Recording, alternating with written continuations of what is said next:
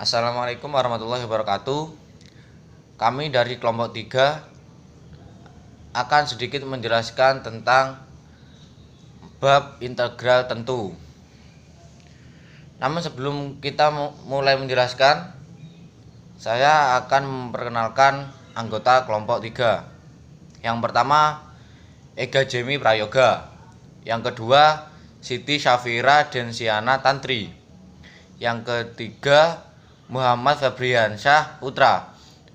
Yang keempat, Vinka Dahlia. Yang kelima, Nur Hidayani. Yang keenam, Muhammad Fahri Azmi. Yang ketujuh, Yusuf Ibisono. Yang kedelapan, Bifak Maulana Putra Rinjani. Yang kesembilan, Syahrul Firdaus. 10, Maula Qasdus Sabil. 11, Muhammad Halimi Firdaus. Langsung saja kita mulai dengan pengertian integral tentu. Integral tentu adalah integral yang memiliki nilai batas atas dan batas bawah.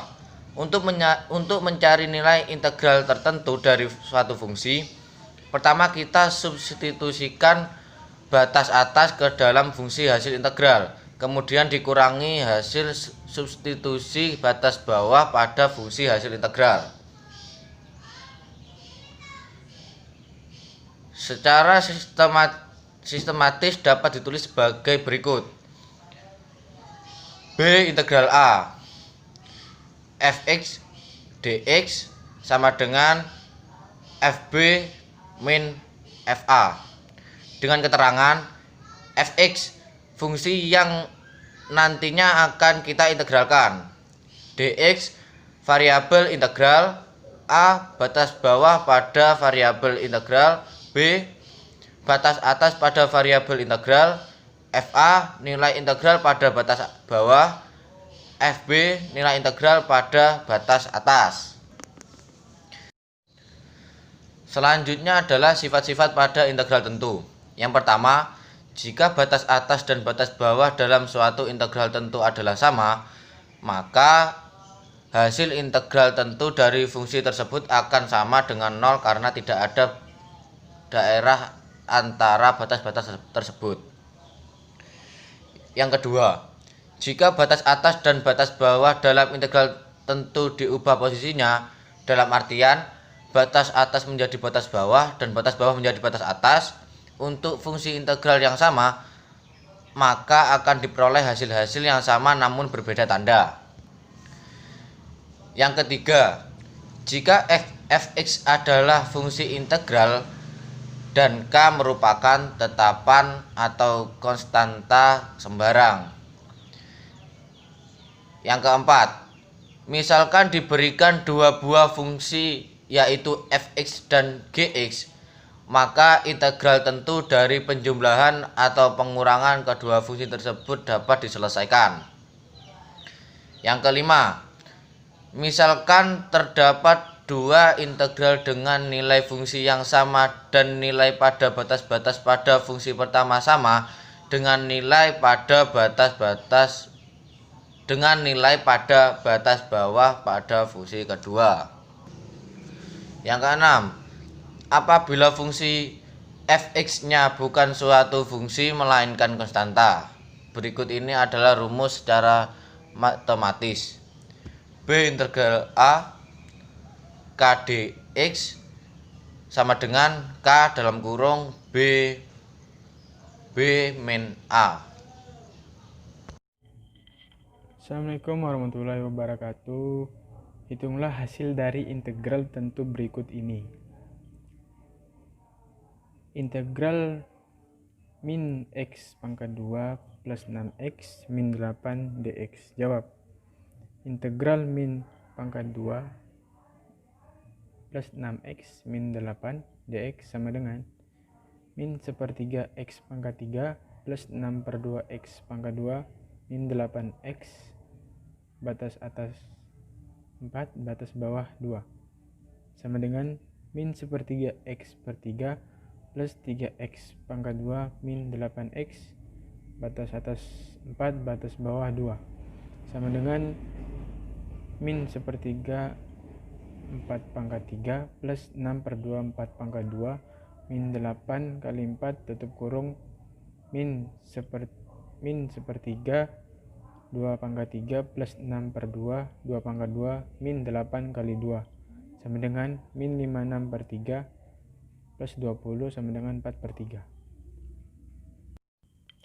Menghitung panjang kurva. Panjang suatu busur dapat ditentukan dengan menggunakan integral tentu. Suatu busur dapat didekati dengan menggunakan ruas garis lurus yang panjangnya dapat ditentukan dengan menggunakan rumus jarak. D sama dengan akar X2 min X1 kuadrat plus Y2 min Y1 kuadrat. Misalkan fungsi Y sama dengan fx merupakan fungsi yang kontinu dan memiliki turunan pada interval a, b. Perlu diingat bahwa fungsi yang demikian memiliki f yang memiliki turunan di a, b dan memiliki grafik yang kurva halus. Grafik dari fungsi f tersebut dapat ditaksir dengan menggunakan ruas garis yang titik-titik ujungnya ditentukan oleh partisi a sama dengan x0 kurang dari x1 kurang dari x2 kurang dari titik-titik kurang dari xn sama dengan b. Seperti yang ditunjukkan oleh gambar di bawah ini. Dengan memisalkan delta x sama dengan x min x dan delta y sama dengan y min y. Panjang ruas dari suatu grafik dapat diperkirakan sebagai berikut. Karena fungsi yang diberikan adalah fungsi yang memiliki turunan pada interval AB, maka fungsi tersebut memiliki turunan di xi min 1 xi, sehingga teorema nilai rata-rata menjamin adanya ci di xi min 1 xi, sedemikian sehingga terdapat rumus seperti ini. Kita bisa lihat ada f a sin c. Kita lihat di sini.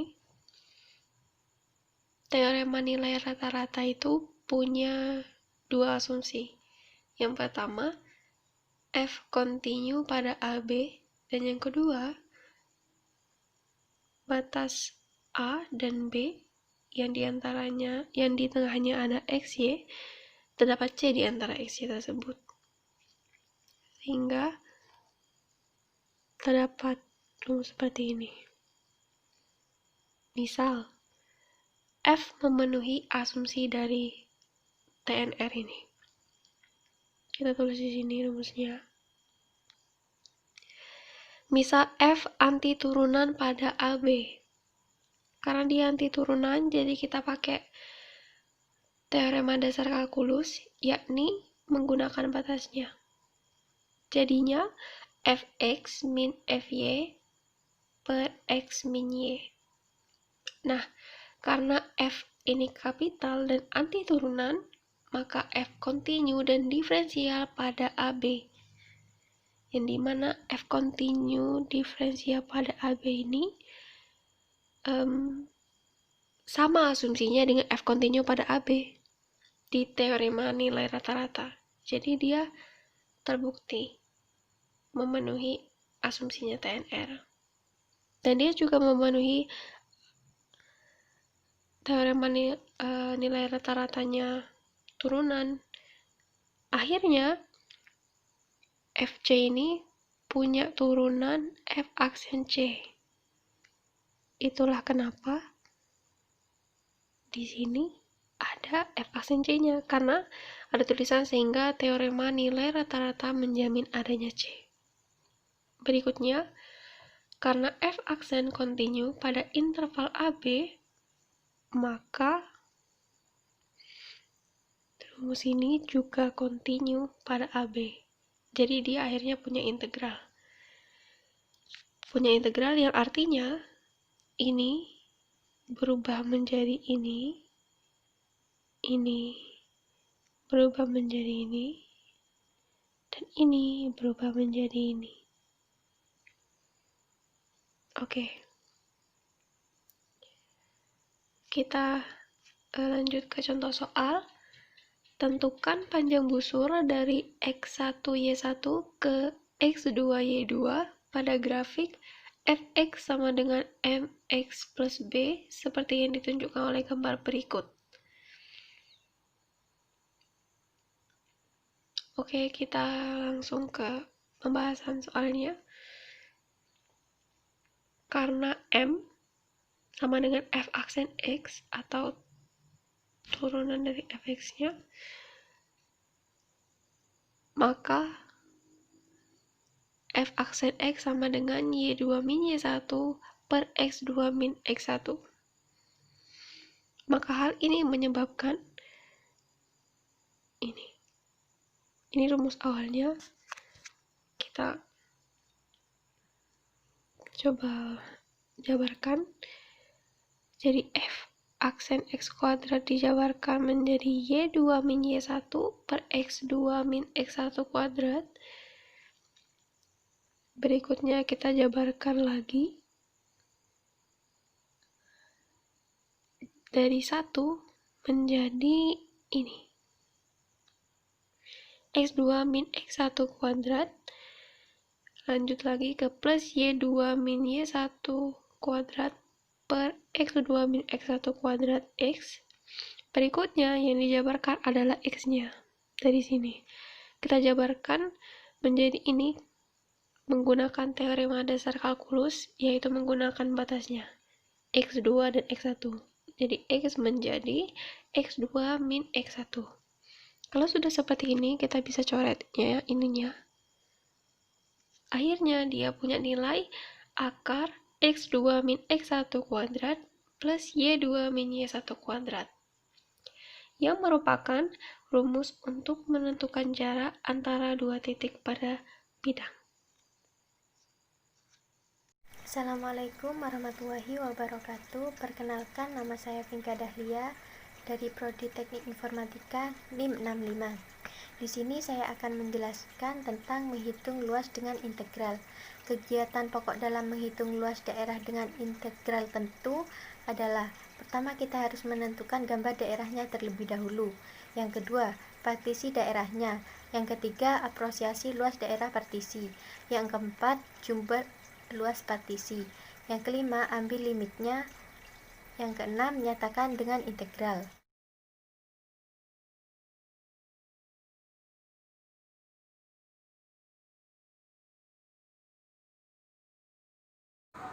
Volume benda putar. Suatu daerah jika diputar mengelilingi garis tertentu sejauh 360 derajat, maka akan terbentuk suatu benda putar. Kegiatan pokok dalam menghitung volume benda putar dengan integral adalah partisi, aproksimasi, penjumlahan, pengambilan limit, dan menyatakan dalam integral tentu. Dalam menentukan volume benda putar, yang harus diperhatikan adalah bagaimana bentuk sebuah partisi jika diputar. Berdasarkan bentuk partisi tersebut, maka metode yang digunakan untuk menentukan volume benda putar dibagi menjadi 3. Pertama, metode cakram. Yang kedua, metode cincin. Yang ketiga, metode kulit tabung. Rumus dasar tabung. Luas permukaan tabung rumusnya L sama dengan 2 kali pi kali jari-jari kali tinggi. Volume tabung rumusnya luas alas kali tinggi atau pi kali jari-jari pangkat 2 kali tinggi. Metode cakram. Metode cakram yang digunakan dalam menentukan volume benda putar dapat dianalogikan seperti menentukan volume mentimun dengan memotong-motongnya sehingga tiap potongan berbentuk cakram.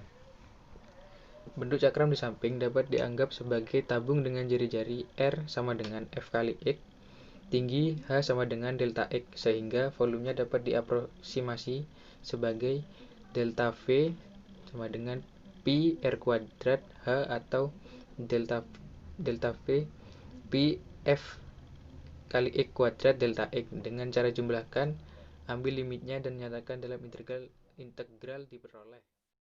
Contoh 6. Hitunglah volume benda putar yang terjadi jika daerah yang dibatasi kurva Y sama dengan X kuadrat plus 1.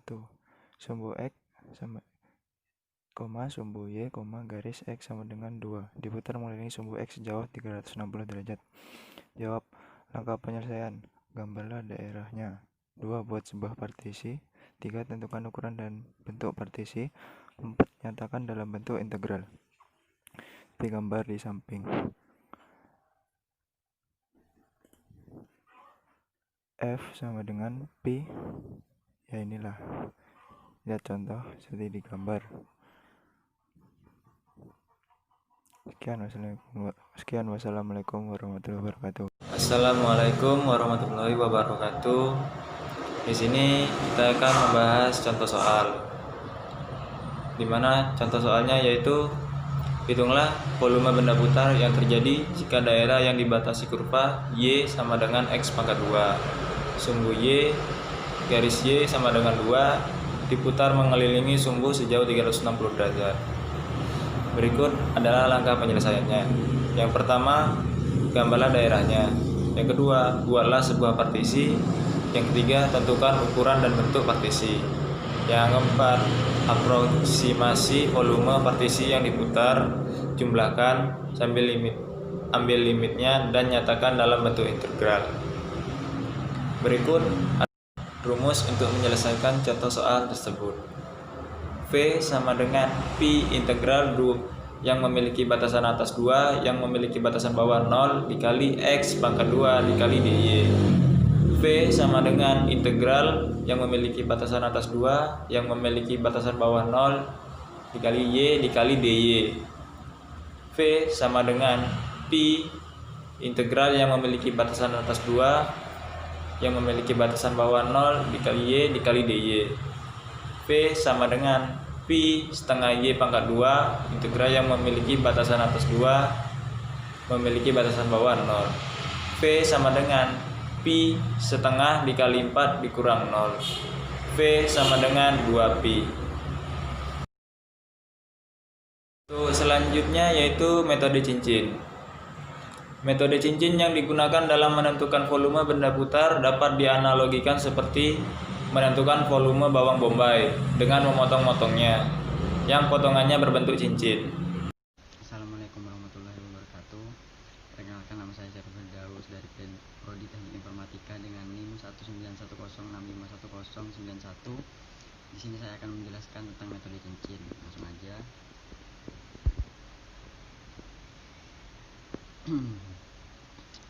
Metode cincin. Menghitung volume benda putar dengan menggunakan metode cincin dilakukan dengan memanfaatkan rumus volume cincin seperti gambar samping ini. Selanjutnya, di sini ada suatu kayak langkah penyelesaian gitu, suatu metode gitu. Hitunglah volume benda putar yang terjadi jika daerah yang dibatasi kurva Y sama dengan X kuadrat dan garis Y sama dengan 2X diputar mengelilingi sumbu X sejauh 360 derajat. Langkah penyelesaiannya yaitu yang pertama, gambarlah daerahnya. Yang kedua, buat sebuah partisi. Yang ketiga, tentukan ukuran dan bentuk partisi. Yang keempat, aproksimasi volume partisi yang diputar, jumlahkan, ambil limitnya, dan nyatakan dalam bentuk integralnya. Selanjutnya, nah di sini ada rumus awal dari pencarian volume cincin tersebut, yaitu di sini ada delta V. Delta V itu adalah delta V itu volume cincin tersebut. Di sini karena cincin itu bentuknya lingkaran, jadi kita menggunakan jari-jari R yang R besar ini jari-jari luar, yang R kecil ini jari-jari dalam, dan H ini ketinggian atau ketebalan. Warahmatullahi wabarakatuh. Saya akan menjelaskan tentang volume benda putar. Contoh nomor 9. Hitunglah volume benda putar yang terjadi jika daerah yang dibatasi kurva X dengan X2 garis X dengan 2 dan sumbu X diputar mengelilingi sumbu Y sejauh 360 derajat. Jawab. Langkah penyelesaian. 1. Gambarlah daerahnya. 2. Buatlah sebuah partisi. 3. Tentukan ukuran dan bentuk partisi. 4. Aproksimasi volume partisi yang diputar. Jumlahkan, ambil limitnya, dan nyatakan dalam bentuk integral. Metode kulit tabung yang digunakan untuk menentukan volume benda putar dapat dianalogikan seperti menentukan volume roti pada gambar berikut ini. Metode kulit tabung dengan rumus V sama dengan 2pi integral X kali Y kali dx, sedangkan volume benda putar dengan rumus V sama dengan 2pi RH delta R, di mana X merupakan jari-jari dan Y merupakan tinggi tabung. Metode kulit tabung seperti gambar berikut. Delta V sama dengan 2pi RH delta X. Delta V sama dengan 2pi X dan X pangkat 2 delta X. V sama dengan sigma 2pi X pangkat 3 delta X. V sama dengan lim sigma 2pi X pangkat 3 delta X.